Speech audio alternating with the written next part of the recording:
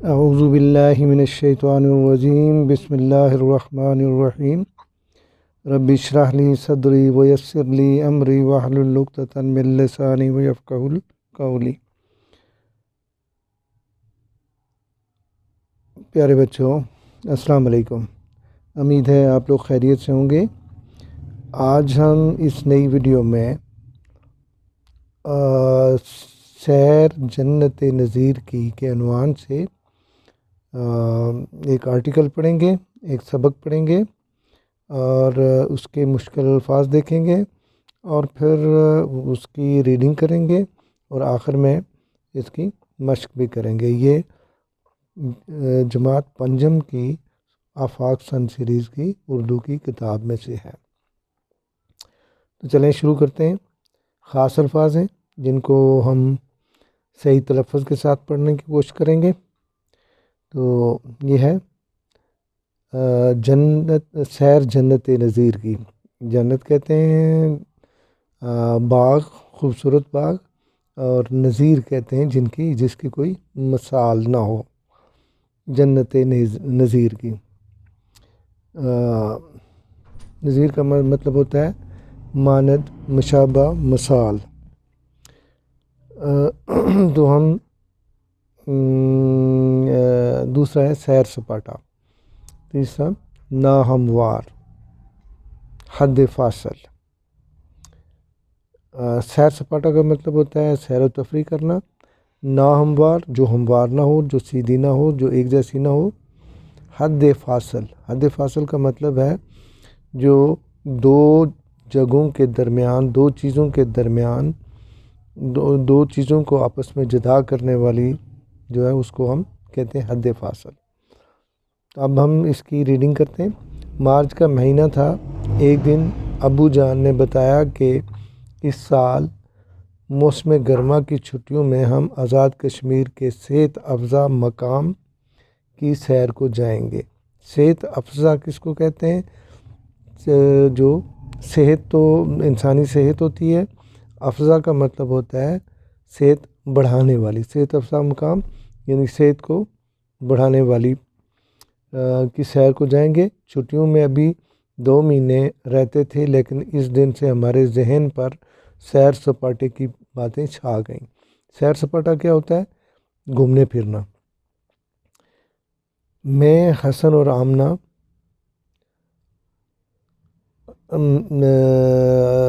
آمنہ روز school سے گھر آ کر سفر میں ساتھ لے جانے والی چیزوں کی فہرست بناتے رہتے اور موسم گرما کی چھٹیوں میں باقی دنوں کا حساب کرتے رہتے۔ بالآخر وہ دن آ ہی گیا۔ بالآخر یعنی آخر کار، یعنی ایک دن وہ آ ہی گیا جب ہمیں اسکول سے چھٹیاں ہو گئیں۔ ہم سب بہت خوش تھے۔ رات کو ابو جان گھر آئے تو آمنہ دوڑ کر ان سے لپٹ گئیں اور کہنے لگیں، ابو جان ہمیں اسکول سے چھٹیاں ہو گئی ہیں۔ حسن بولا، اب آپ اپنا وعدہ پورا کریں اور ہمیں آزاد کشمیر کی سیر کے لیے لے کر جائیں۔ ابو جان نے کہا، بالکل بچوں، تم سب اپنی اپنی تیاری مکمل کر لو، ہم 2 دن بعد انشاءاللہ روانہ ہو جائیں گے۔ اچھا، یہاں پہ انشاءاللہ ہم مسلمان ہیں، اللہ تعالیٰ نے ہمیں حکم دیا ہے کہ آئندہ جو بھی کام کریں، آئندہ کے لیے جو پلاننگ کریں، اس میں انشاءاللہ کا لفظ ضرور استعمال کریں۔ تو آپ بھی جب آپ کل کے بارے میں کوئی بات کریں تو اس کے ساتھ انشاءاللہ ضرور لگائیں۔ امی جان کے ساتھ مل کر ہم تینوں نے اپنے سفر کا سامان باندھا اور 2 دن بعد اسلام آباد سے مری کے راستے آزاد کشمیر کے لیے روانہ ہو گئے۔ مری پہنچ کر وہاں کے بل کھاتے رستوں پر، اب بل کھاتے یعنی ٹیڑھے میڑھے، سیدھے نہ ہوں، راستوں پر جاتے ہوئے پرانی یادیں تازہ ہو گئیں۔ حسن گرمجوشی سے بولا، یعنی گرمجوشی یعنی خوش ہوتے ہوئے بولا، ہمیں سے بولا، پچھلی بار جب ہم مری آئے تھے، ہم نے برف کا آدمی بنا کر اسے سرخ مفلر اڑایا تھا یعنی پہنایا تھا۔ آمنہ بھی خوشی سے بولی، اور رات کے وقت کتنی برف باری بھی ہوئی تھی۔ امی ابو ہماری باتیں سن کر ہنستے رہے، یوں ہی سفر کٹتا رہا، یعنی سفر گزرتا رہا، اور ہم مری کی ٹھنڈی ٹھنڈی ہواؤں کا مزہ لیتے ہوئے کوہالہ پہنچ گئے۔ درہ جہلم پر واقع یہ پل واقع ہوتا ہے کہ واقع کا مطلب ہے موجود، یا اس درہ جہلم پر واقع یہ پل کشمیر اور پاکستان کے درمیان حد فاصل کا کام دیتا ہے۔ جیسا کہ ہم نے شروع میں پڑھا تھا، حد فاصل یعنی ان آزاد کشمیر اور پاکستان کے درمیان ایک حد کا کام کرتا ہے۔ کوہالہ سے ہوتے ہوئے ہم مظفر آباد پہنچ گئے۔ وہاں ایک ریسٹورنٹ میں ہم نے کھانا کھایا اور مظفر آباد دیکھنے کے لیے نکل پڑے۔ پورے علاقے میں ہر طرف سبزے سے ڈھکے ہوئے بلند و بالا پہاڑ تھے۔ بلند و بالا کا مطلب ہے بڑے اونچے پہاڑ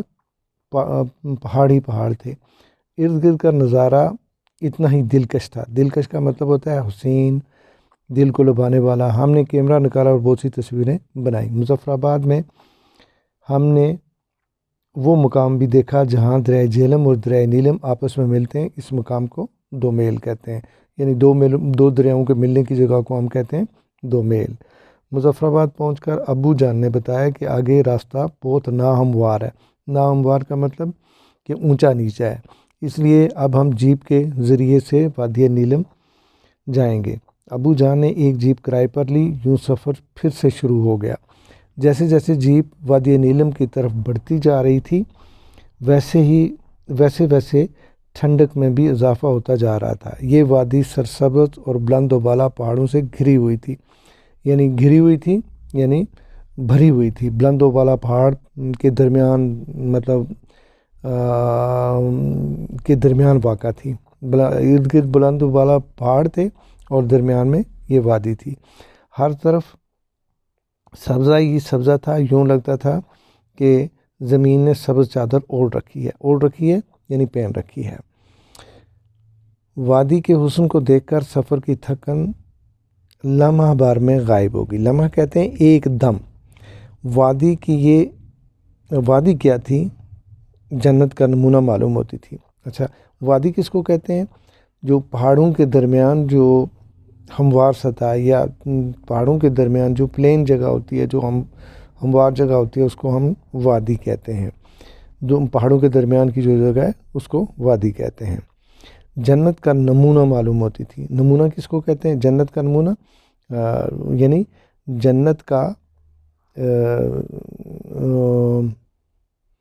جنت کی طرح معلوم ہوتی تھی۔ امی جان نے کہا، سبحان اللہ، کتنی خوبصورت وادی ہے۔ اللہ تعالیٰ نے قرآن پاک میں فرمایا ہے، اور تم اپنے رب کی کون کون سی نعمتوں کو جھٹلاؤ گے۔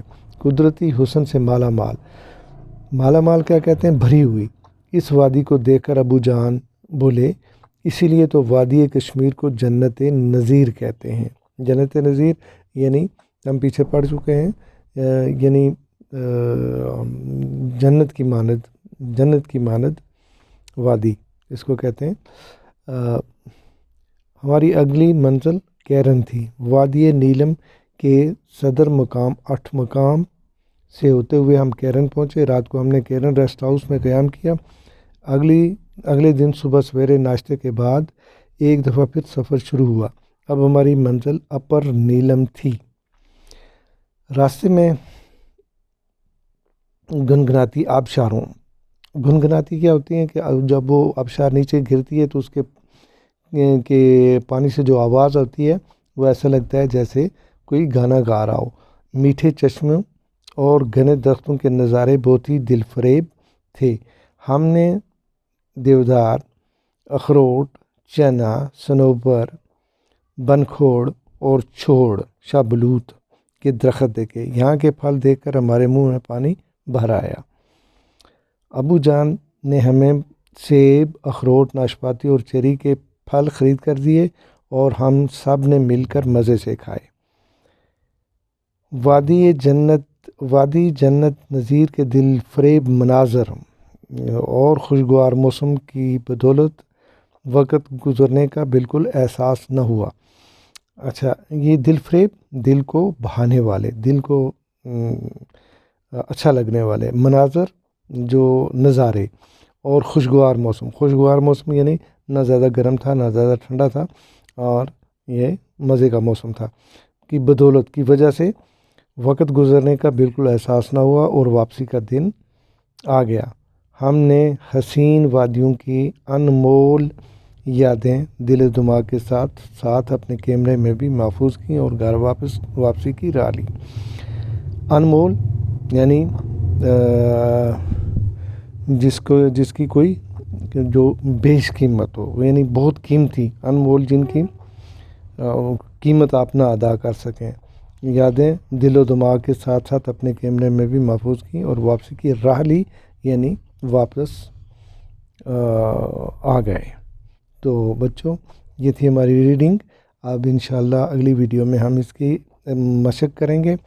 امید ہے آپ نے مشکل الفاظ اور یہ ساری چیزیں دیکھ لی ہوں گی، اور اس کو کہ مشکل الفاظ کو ڈھونڈ کے آپ اس کو اچھی طریقے سے تیار کر سکتے ہیں۔ اوکے، اللہ حافظ۔